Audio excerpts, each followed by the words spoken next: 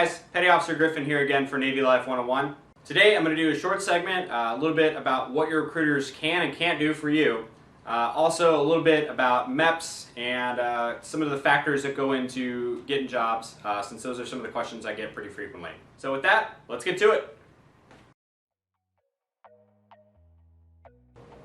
To my other sailors out there, how many times have you guys heard, well, my recruiter fucked me on blah blah blah? Whether it be duty station, promotions, you name it, somebody's always got some grievance with their recruiter from when they were coming in the Navy, right? So today, I want to go over a couple things that your recruiter can do, what they can't do, and what you should actually expect when you go into the recruiting office and when you're actually signing your contract. Recruits go into recruiting offices with all kinds of misconceptions about what their recruiters can actually do. Your recruiter is a great source if you want to learn things about certain jobs, what the Navy's looking for right now, what it takes to qualify to get into certain rates. What they're not going to be able to do for you is guarantee you promotions, guarantee you certain duty stations, any kind of promises that you want made about your service, they're usually not going to be able to provide for you. But again, that's not their job.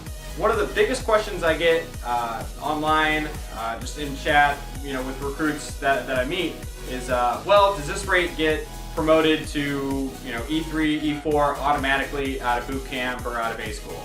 Things like that are going to be written into your contract. So say you're going into the nuclear field. Those sailors are going to be guaranteed E4 after boot camp. The reason for that, however, is because they spend so much time in training that they need to be caught up for that extra pay grade to kind of be kept even with their peers since they're in school for so long. Other rates, like mine, might have certain options like that, where there's a 4-year track that's not going to go through that extra training, or there's a 6-year track that's going to have that additional training. You may get caught up to E4 after that, but you're also going to spend longer in the training pipeline, and that's why it comes with a longer commitment, is because they're going to cover the time you spent in school, needs to be covered with the time that you're going to spend in the fleet, which is why they add on that extra 2 years. This is a decision that your recruiter can talk to you about. They have the information on what those programs might be, what the commitments are, things like that.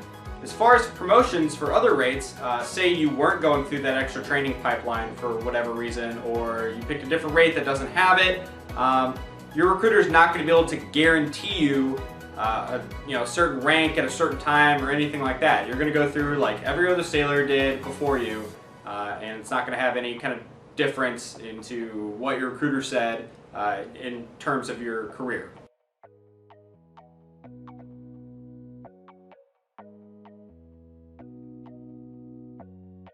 Another big one I see all the time is applicants that are looking for specific rates when they go down to MEPS. Your recruiter has pretty much nothing to do with what's available when, and they're not going to be able to just look up in the system every time you want to know what's available. Rate availability changes almost daily, so it's really unrealistic for your recruiter to have a constant flowing list of what may be available for you to pick from that day.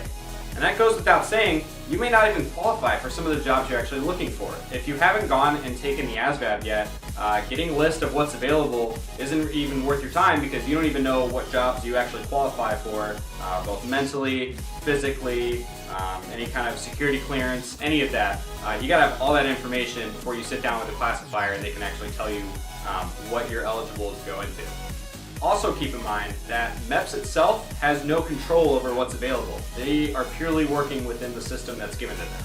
So when you go down to MEPS and you take your test, you do your medical stuff, any kind of security clearance stuff you may have to do, and you sit down with the classifier, they're pulling from a much larger database than just what's at your MEPS.